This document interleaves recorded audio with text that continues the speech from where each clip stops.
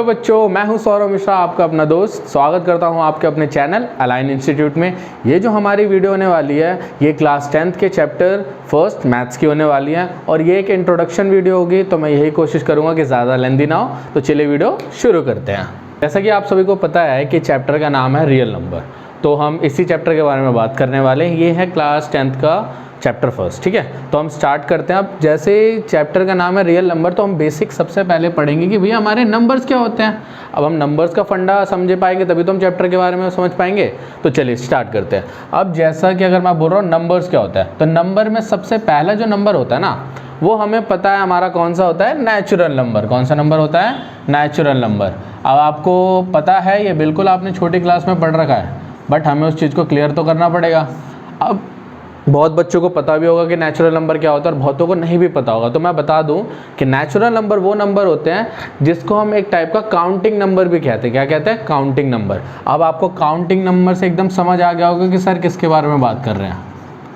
अब हमारी जो काउंटिंग होती है वो जनरली कहाँ से स्टार्ट होती है? 1 से। तो ये कौन कौन से नंबर हो गए? 1 2 3 4 5 टिल अप टू इनफाइनाइट तक। ये कहाँ तक जाएंगे? इनफाइनाइट तक जाएंगे, ठीक है। अब इसके चक्कर में एक चीज़ बह रह गई थी। अब इसके बाद हम जो बात कर रहे हैं वो वाले हैं वो हमारे होल नंबर्स। क्या वो कौन से numbers? Whole numbers. Whole number जो होते हैं उनको हम हिंदी में अगर समझेंगे तो उसे कहेंगे हम संपूर्ण संख्या। संपूर्ण संख्या मतलब ऐसे नंबर जिससे नंबर फॉर्मेशन पूरी तरीके से हो गया हो। जैसे ये नंबर्स कहाँ से स्टार्ट होंगे? ये हमारे होते हैं 0 से start. 0 1 2 3 4 5 till up to same infinite तक जाते हैं। अब इसके बाद जो हम थर्ड कैटेगरी पढ़ने वाले हैं वो हम पढ़ेंगे इंटीजर्स की। क्या बोलते हैं? इंटीजर्स। तो जो बच्चा लोग जनरली जो इंटीजर है ना वो 2 टाइप में क्लासीफाई होता है। पहला होता है, इसको अगर हम डिवाइड करेंगे तो ये होगा, पहला होगा हमारा मान लो पॉजिटिव इंटीजर। कौन से इंटीजर? Positive integers. और जो दूसरा है वो हमारा होगा नेगेटिव इंटीजर्स। तो मैं समझाऊंगा इसे बढ़िया से कि बीच में एक भैया बैठे रहते हैं जिनका नाम होता है 0 और उसके राइट हैंड साइड पे RHS, राइट हैंड साइड पे जितने भी नंबर होते हैं 1 2 3 4 5 टिल अप टू चलते जा रहा है। और इस साइड में लेफ्ट हैंड साइड उधर जो भी नंबर होते हैं -1 -2 -3 -4 ऐसे ये भी चलते जाएगा। तो ये प्लस इनफाइनाइट हो जाता है, ये माइनस इनफाइनाइट हो जाता है। तो जो भी नंबर नेगेटिव नंबर होते हैं उसे हम नेगेटिव इंटीजर कहते हैं, और जो भी नंबर्स पॉजिटिव में होते हैं जैसे +1 +2 +3 ये सारे हमारे कौन से जाते हैं? Positive integer. इसके बाद हम एक और नंबर के बारे में पढ़ने वाले हैं, रेशनल नंबर। नाम सुन के ही पता चल गया होगा कि हम किसके बारे में बात कर रहे हैं। छोटी क्लास में हमने पढ़ रखा है, एक नंबर्स होते हैं जिसको हम लिखते थे फ्रैक्शन की फॉर्म में, बस उसी को हमने नाम थोड़ा एक्सटेंड करके बोलते हैं रेशनल नंबर। तो रेशनल नंबर कौन से नंबर होते हैं? जो नंबर जो कि P/Q की फॉर्म में लिखे गए हों। किस फॉर्म में? P/Q। और इसमें एक चीज़ होती है उसे हम कहते हैं कि जो Q है ना वो कभी भी नॉट इक्वल टू 0 होना चाहिए। जैसे अगर मान लो P जो है हमारा वो न्यूमरेटर है और जो Q है वो हमारा क्या है? डिनोमिनेटर, वो नीचे बैठता है। तो इसमें कंडीशन क्या है कि जो Q है वो कभी भी क्या नहीं होना चाहिए? नॉट इक्वल टू 0 होना चाहिए, ठीक है। अब इसके बाद जो 5th वाला है वो हम पढ़ेंगे इरेशनल नंबर।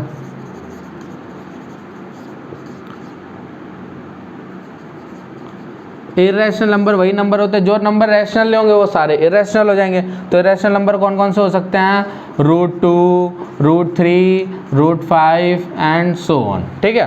अब आपने सर सब कुछ तो बता दिया कि नेचुरल नंबर कौन से होते हैं, होल नंबर कौन से होते हैं, इंटीजर क्या होते हैं, रैशनल नंबर क्या होता है और इरेशनल नंबर क्या होता है। अब हम वापस से चैप्टर पे अगर आ जाएँ तो हम यही बोलेंगे बच्चों कि रियल नंबर का क्या होता है। रियल नंबर की डेफिनेशन अगर पढ़ूँ मैं तो मैं लिखूँगा, real number are the union of rational number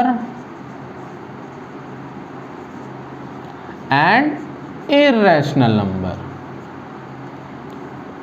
क्या मतलब हुआ सर कि जो रियल नंबर है वो सारे rational number plus irrational number को मिला दिया जाए, उनका एक बंच बना दिया जाए, तो वो सारे नंबर कौन से कहलाएंगे? रियल नंबर कहलाएंगे। मैं साइड हो जाता हूँ ताकि आप इसे नोट डाउन कर लो। तो जैसा कि हमने लास्ट वीडियो में देखा था कि जो रियल नंबर्स होते हैं वो होता है rational number plus irrational number. अब हम इसमें मेन जो टॉपिक है ना हमारा पहला, उसमें बात करने वाले हैं, वो क्या है कि फंडामेंटल थ्योरम ऑफ अरिथमेटिक। अब समझते हैं ये क्या है। तो ये क्या कहता है कि every composite number can be written as product of prime number in only one way. अब ये लैंग्वेज तो हमने बता दी, अब इसको सरल शब्दों में बोला जाए तो कोई भी कॉम्पोजिट नंबर जो होते हैं ना, जब उसके हम फैक्टर निकालेंगे तो उसके फैक्टर किस फॉर्म में टूटेंगे, प्राइम नंबर की फॉर्म में। चलिए एक एग्जांपल लेके देखते हैं। जैसे एग्जांपल है 210। अब हमने एग्जांपल ले लिया 210, अब इसके क्या निकालना है, प्राइम फैक्टर। तो प्राइम फैक्टर निकालने के लिए हम इसके फैक्टर तोड़ेंगे, ये होगा 210। सबसे पहले किससे देखेंगे, 2 से। 2 से जा सकता है, बिल्कुल जा सकता है, 2 105। देन किससे जाएगा ये आपका 3 से चला जाएगा, 35 पे हो गया। देन ये आपका 5 से 7 और फाइनली किससे चला जाएगा, 7 से। अब हमने यहाँ पे इसके फैक्टर क्या क्या देखे हैं कि 2 3 5 और ये 7। अब आपने क्या देखा कि जो 210 था ये कौन सा नंबर था, कॉम्पोजिट नंबर था, और इसके जो फैक्टर्स आए थे कौन से फैक्टर आए थे, प्राइम फैक्टर्स आए थे। अब आपको बढ़िया से समझ आ गया होगा कि मैं कहना क्या चाह रहा हूँ कि कोई भी कॉम्पोजिट नंबर है, जब उसके फैक्टर तोड़े जाएंगे तो उसके जो फैक्टर है ना वो हमेशा किसके फॉर्म में टूटेंगे, प्राइम फैक्टर्स, प्राइम नंबर के फॉर्म में। 2 भी एक प्राइम नंबर है, 3 भी एक प्राइम नंबर है, 5 भी एक प्राइम नंबर है और एक 7 भी प्राइम नंबर है। ठीक है। अब इसके बाद आपने बता दिया कि प्राइम फैक्टर होता है। अब ये फैक्टर्स हमारे मदद किस लिए काम आते हैं, तो प्राइम फैक्टर हमारे काम आते हैं to find the HCF and LCM of the numbers. चलिए एग्जाम्पल बढ़िया से लेते हैं। जैसे कि अगर मैं बोलूं कि हमें एक एग्जाम्पल लेना है कि मैं बोल रहा हूं 2 नंबर्स ले लिया हमने, 6 एंड 20। अभी हम आपको 2 नंबर है, अब इन दोनों के आपको क्या निकालना है, HCF भी निकालना है और LCM भी निकालना है। तो चलिए देखते हैं। पहले हमें क्या निकालना चाहिए, हमें LCM निकालना चाहिए। अब LCM का फुल फॉर्म क्या होता है बता दूं, लीस्ट कॉमन मल्टीपल। ठीक है। तो अब 6 के फैक्टर तोड़ते हैं, जैसे एक साथ 6 और 20 बिल्कुल जा सकते हैं। ये 2 से जाएगा, 2 3 जा 6, 2 10 जा 20। अगेन 2 से जाएगा, 3 नहीं जाएगा, 5 पे। ये किससे जाएगा, 3 पे जाएगा, 1 5 हो गया, और ये 5 पे जाएगा तो 1 और 1 हो गया। तो इसके फैक्टर क्या क्या है, एलसीएम क्या आ जाएगा, 2 × 2 × 3 × 5, 2 2 जा 4, 4 3 जा 12, 12 5 जा 60। तो एलसीएम कितना आ गया भाई बच्चों, एलसीएम कितना आ गया, 60। अब दूसरी बात करते हैं, इसी फैक्टर्स के फॉर्म में हमने एलसीएम तो निकाला, अब निकालेंगे इसका HCF। तो HCF कैसे निकलेगा, HCF ऑफ 6 एंड 20 निकालते हैं। इसके अलग फैक्टर निकालेंगे, इसके अलग फैक्टर निकालेंगे। जैसे 6 के फैक्टर तोड़ रहा हूँ तो हमारे क्या आएंगे, 2 3। ठीक है। और जो 20 है उसके फैक्टर तोड़ूंगा तो आएगा 2 10, 2 5 और 5 1। ठीक है। 2 10 20, 2 5 10 और 5 का 5 आ जाएगा। अब इसके फैक्टर लिखेंगे। 6 के लिए क्या क्या फैक्टर टूटे, 2 × 3, और जो 20 है इसके क्या फैक्टर टूटे, 2 × 2 × 5। तो अब इसमें दोनों में कॉमन कौन से आ रहे हैं, देखो भाई 2 तो कॉमन है, 2 कॉमन है, और जो इनमें अदर और कोई कॉमन नहीं आ रहा, तो इसका HCF क्या हो जाएगा, HCF इसका हो जाएगा 2। तो जैसे कि आप लोगों ने देखा कि हमने फैक्टर्स की मदद से कैसे LCM निकाला अपना और कैसे HCF निकाला। चलिए मैं साइड हो जाता हूँ, इसको नोट डाउन कर लो आराम से। पहले क्या पढ़ा था कि HCF और LCM कैसे निकालते हैं। अब हम अब पढ़ने वाले हैं कि रिलेशन बिटवीन HCF और LCM, मतलब कि HCF और LCM का क्या रिलेशन होता है। तो हमें एक फॉर्मूला पता है कि first number multiply by second number is equal to HCF × LCM। तो अब एक एग्जांपल से समझते हैं कि क्या कह रहा है ये फॉर्मूला। तो पहला नंबर हमारे पास मान लो 26 है, दूसरा नंबर 91 है, और इन दोनों का जो HCF है ना वो हमें गिवन है। ठीक है, वो हमें क्या है, गिवन है। तब इसकी मदद से सॉल्व करते हैं। तो हमने क्या बोला कि HCF × LCM है ना जो सर, वो है प्रोडक्ट ऑफ 2 नंबर्स। क्या है, प्रोडक्ट ऑफ 2 नंबर्स। ठीक है। तो यहाँ पे हमें क्या गिवन है, HCF, तो हम लिखेंगे 13 into LCM is equal to product of two number. ये दोनों नंबर कौन कौन से थे, 26 इंटू 91। तो आप लिखेंगे 13 इंटू LCM, 26 को जब भी आप 91 से मल्टीप्लाई करोगे तो आपका आंसर आएगा 2366। ठीक है, 21 को जैसे 26 को 91 से मल्टीप्लाई करेंगे हमारा क्या आएगा 2366। और एलसीएम निकालने के लिए हम क्या करेंगे, ये 13 इधर मल्टीप्लाई में है, इसको उधर भेज देंगे तो वो क्या हो जाएगा, डिवाइड में चला जाएगा। तो 2366 को डिवाइड करेंगे हम 13 से। अब इसको नॉर्मली हम डिवाइड कर लेंगे तो हमारी क्या वैल्यू आ जाएगी, एलसीएम क्या आ जाएगा 182। तो देखो हमने इस फॉर्मूले की मदद से कैसे सीखा मैं बता रहा हूँ। हमने क्या सीखा कि जो हमारा पहला नंबर है और दूसरे नंबर का जब भी हम प्रोडक्ट करेंगे तो वो किसके इक्वल होगा, वो उसी नंबर के एचसीएफ और एलसीएम के इक्वल होगा। बात समझ आ गई। तो अब जो हमारा टॉपिक है ना, ये हमारे इंट्रोडक्शन वीडियो का लास्ट टॉपिक है, तो एक बार इसे देख लेते हैं कि prove that √3 is irrational number. तो सर आपने अभी थोड़ी देर पहले हमें एग्जांपल दिया था कि इरेशनल नंबर वो नंबर होते हैं जैसे √2, √3, √5, √7, बट अब यहाँ पे इसे प्रूव करना है तो भैया करना तो पड़ेगा, तो चलो करते हैं।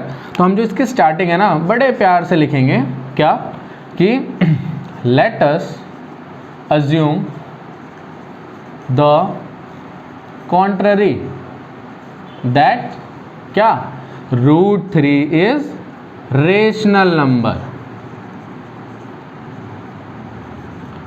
बात समझ आ गई कैसे प्रूव करना है कि √3 को हमने क्या मान लेना है, रेशनल नंबर है। अब रेशनल नंबर है तो क्या मतलब हुआ कि ये किस फॉर्म में लिखा जा सकता है, a/b की फॉर्म में लिखा जा सकता है। और यहाँ पे हम क्या लिखेंगे कि जो a एंड b है वो हमारे कौन से नंबर है, को प्राइम नंबर। कौन से नंबर है, को प्राइम नंबर। अब को प्राइम नंबर क्या होते हैं सर, को प्राइम नंबर बच्चों वो होते हैं ना, ऐसे नंबर होते हैं जिसका सिर्फ वन फैक्टर होता है।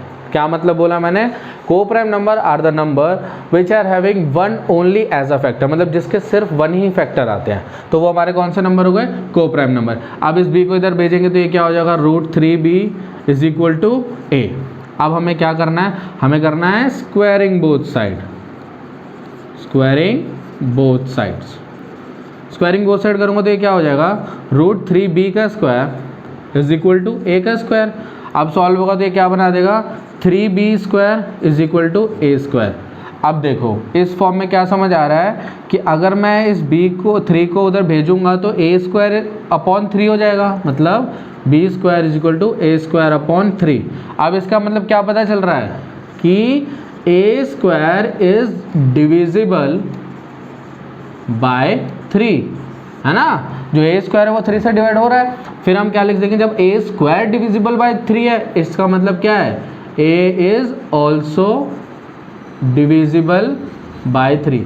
इस लाइन से हमें क्या, हमारा ये फर्स्ट कंक्लूजन आ गया। और इससे हमें क्या पता चला कि जो a स्क्वायर है वो किससे डिवाइड हो रहा है, 3 से डिवाइड हो रहा है। ठीक है, तो इसका मतलब क्या हुआ कि जो a है वो किसका फैक्टर है, 3 का फैक्टर है। तो हम लिख सकते हैं a is equal to 3c, और यहाँ पे हम लिख देंगे कि c is any integer. c कोई भी इंटीजर है, प्लस वैल्यू भी हो सकती है और नेगेटिव वैल्यू भी हो सकती है। ठीक है,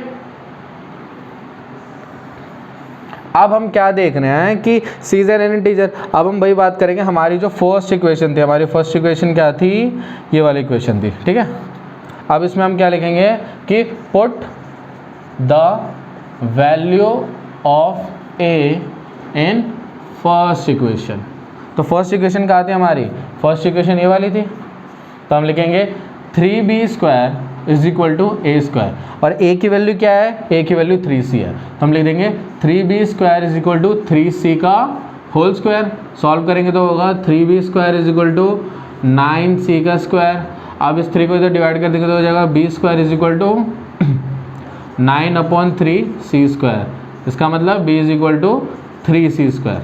अब हमने क्या देखा, मैंने स्टार्टिंग में बोल रहा हूँ कि हमें किससे नंबर मतलब था कि सिर्फ a से और b से। अब ये इधर फैक्टर टूटेगा तो क्या बनेगा, c square is equal to b square by 3। Same यही बातचीत आ गई। यहाँ पे हमने इसके बारे में बात करता है, यहाँ पे हम क्या देख रहे हैं कि b स्क्वायर डिवाइड हो रहा है 3 से, तो सेम वही लाइन लिखेंगे b square is divisible by 3। इसका मतलब क्या हुआ, b is also divisible by 3। बात समझ आ रही है? देखो इस चीज़ को समझा दूँ एक बार कि यहाँ तक हमारा आया था a = 3c, ठीक है। उसके बाद हमने बोला कि put the value of a in first equation. First equation हमारी थी 3b² = ac², हमने लिखी, फिर a की वैल्यू 3c डाली। अब यहाँ पे होल स्क्वायर हो गया, होल स्क्वायर होने के बाद ये 3 इधर जाके डिवाइड हुआ तो क्या हो गया, b² = 3c²। अगेन वही वाली बात हो गई कि 3 को डिवाइड में भेज देंगे तो c² = b²/3। तो हम यही लाइन लिख देंगे कि b² is divisible by 3, it means b is also divisible by 3। तो हमारा फर्स्ट कंक्लूजन था और ये हमारा कौन सा कंक्लूजन था, सेकंड। अब हमने इस यहाँ पे एक चीज़ देखी, हमने स्टार्टिंग में क्या बोला था कि a और b कौन सा नंबर है, को प्राइम नंबर है। लेकिन इन दोनों कंक्लूजन से by first and second conclusion हमें क्या पता चला कि a and b having 3 as a common factor, कि जो a और b है उसके 1 के अलावा भी 3 भी कॉमन फैक्टर है, क्योंकि वो उससे डिविजिबल हो रहा है। तो इसका मतलब क्या पता चला कि a और b को प्राइम नंबर नहीं है। और जब a और b को प्राइम नंबर नहीं है तो ये सारी चीज़ें कहाँ से हुई, हमारे गलत एजम्पशन की वजह से हुई। सो लिखेंगे, so this contradiction is arisen due to our wrong assumption। हमने गलत assumption, जो पूरा गलत अनुमान लगा लिया था, wrong assumption। तो जब हमारा √3 एक रेशनल नंबर नहीं है तो क्या होगा, therefore √3 is an irrational number।